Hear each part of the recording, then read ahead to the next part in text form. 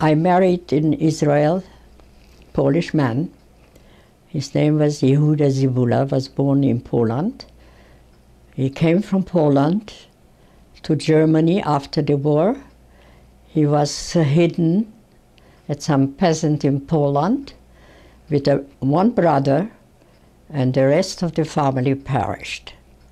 His mother died before of diphtheria. You know, with her stomach, she was running, she died before, but the father was shot in front of the house. My husband was chased by German dogs, and somehow they shot the father, and my husband's brother and his wife was killed with 2 children in the Holocaust. And he was hidden with my husband's first wife at the peasant's place. And one night, one of his brothers, because there were 6 brothers, and one daughter, the daughter died in infancy, but the rest died in the Holocaust. Only the 2 brothers survived. And they kept together. There was a group from the Germans. The Polish worked with the Germans, and they called themselves Hakowcy. That means the cross of the German, das Hakenkreuz. And he survived with his wife and her mother, because they were hidden. They gave a lot of things to hide to the peasants, and they kept them. And one brother went to one of them to ask for some stuff to take, to sell, to have what to live. So they killed him. The youngest brother was killed because he came to ask for, so the Poles, and my husband was with a cousin in the same situation, and they wanted to kill him and the cousin. But my husband was very smart. He pretended he has to go out to the, to pee or wherever. And he had a gun. And he was marking that he is doing something. It was dark. And he stood up and he hit that guy in the stomach and he ran away to the place. He was swimming through a water where his wife, she was pregnant in the 9th month, where her mother was, and his brother, and he was swimming because he broke one arm. He was swimming, one arm crossed that water, and they couldn't catch him anymore because it was dark, So the bullets didn't hit him. But when they came, that was after the war, and they came back to Poland, to their home. The mother of his wife, his brother, and my husband. Then a group of the Hakowcys made a hold-up on the house, and his wife was screaming he should jump out the window, the 2 men. They're not going to do anything to us. But that wasn't, fortunately, it was wrong. They were jumping out, and the wife was killed with the mother. And they robbed whatever they took, and they ran away. And that's how they survived and came to a camp in Germany. From Germany, his brother stayed in Germany until he went to Boston, and my husband went to Israel. we didn't have much to get, because luckily that we combined, we gave toilet papers and all kinds of stuff, and they brought us from the farms food, like meat and eggs, and nobody had it. And I was the only one on the street with a Frigidaire, which were brought from Germany. And the people came, the neighbors, to buy pieces of ice. They were fighting for a piece of ice because they didn't have Frigidaires. You know, they had ice box. And every morning, that was close to my house, and all the furniture, everything was sent from my husband's brother to Israel for the house. It was a beautiful house. Nobody had such, that was a luxury to have a house like this. When Penny was born, that was in 1951. After my marriage in 1951, I gave birth to my daughter, Penny. And after 6 months, I saw that something is wrong with her eyes. So I mentioned it to the doctor, and he said to me, well, a baby is individual. She could catch on a little later.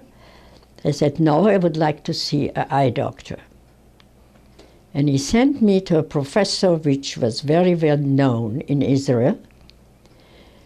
And he was examining her, and he said that she has problem with her pigments in her eyes. You know, the eyes have a mirror in the back of the eye, and that was where it was not okay.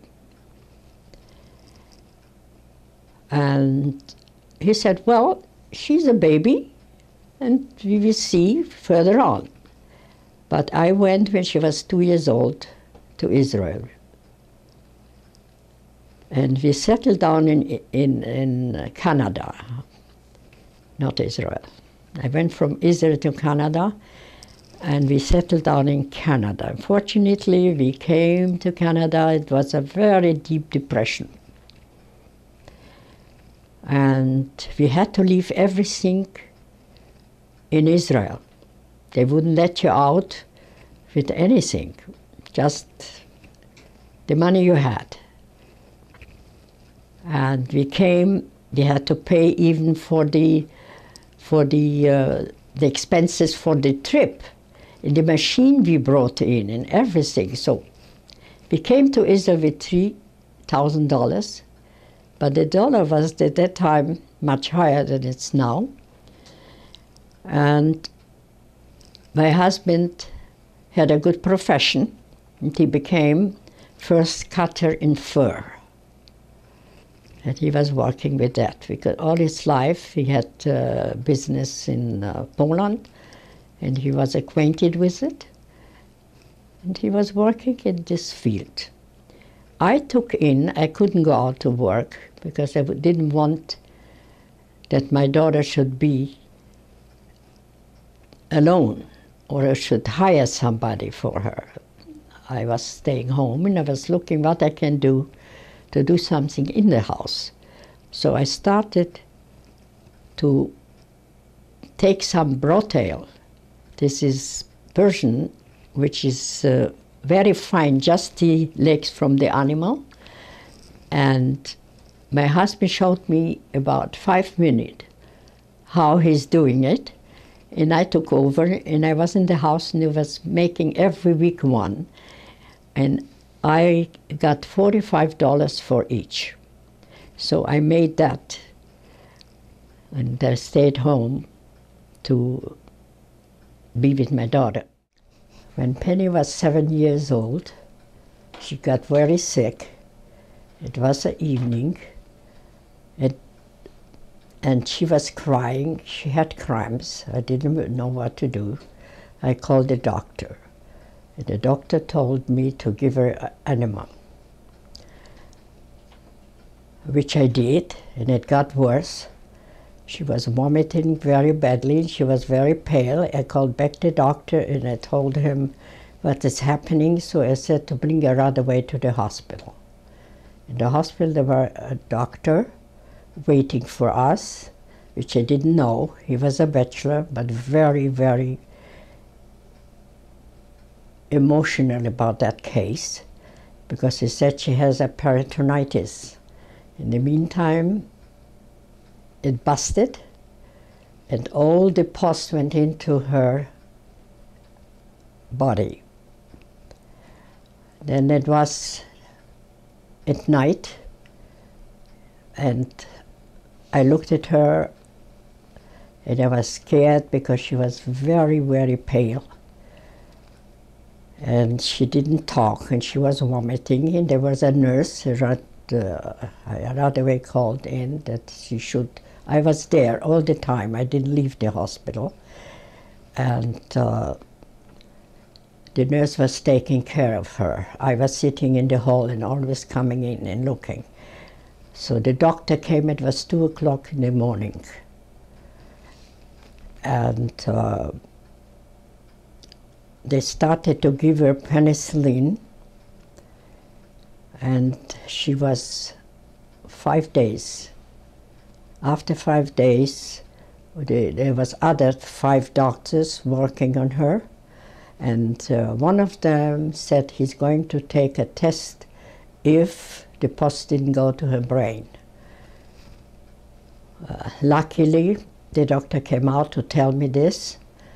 I was quiet all the time, consumed with my pain, and the doctor came out and said that it did not happen, that the pus didn't go to her brain. Then I fainted, because I didn't eat, I didn't drink, I didn't do nothing. I was just, it was 5 o'clock the 5th day in the morning when I walked into the room, and she was again very pale, her ears were cold, and I put my hands around her, embraced her, and I said to her, "Penny, fight." And she answered me, "Yes, Mommy, I will." And the next day there was a change, and she got much better, and the doctor said a miracle is happening, because all the doctors said to me, God will help. And I know what happened when they say that. So that means they gave up on her. And then she really became from day to day better. My sister came from New York to help me, and because she loved that sister very much. And she was staying with her and with me, and it got better from day to day. She survived, which the doctor said that was a miracle that she did. So she was a miracle child afterwards. She went to kindergarten. I had to find, after kindergarten, a school for her. There was none in Canada. It was in the States, but not in Canada. They had a big problem. I was weeks and weeks and weeks on the phone, calling everywhere to find out if I can get her into a school. And thanks God I got a teacher from England, Mrs. Pinnery, I remember the name, and I connected her, and she took Penny in. That was a special class in a normal school, because people suggested I give her into the Institute of the Blind. And I said, over my dead body, no way. I'm not going to give her in an institution.